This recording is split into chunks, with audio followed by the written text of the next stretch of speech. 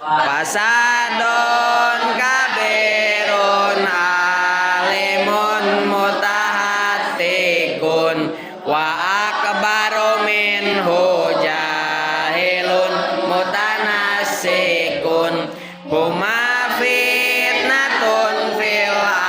alamina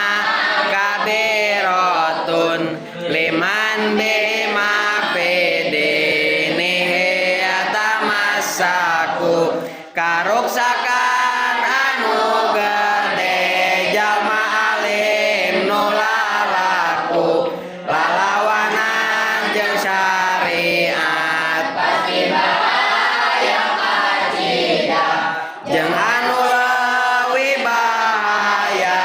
jalma nu ahli ibadah bari dina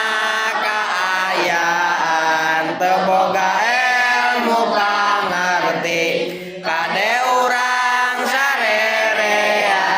dua hal ieu bahaya sabab loba pangikutna saur Imam Syafi'i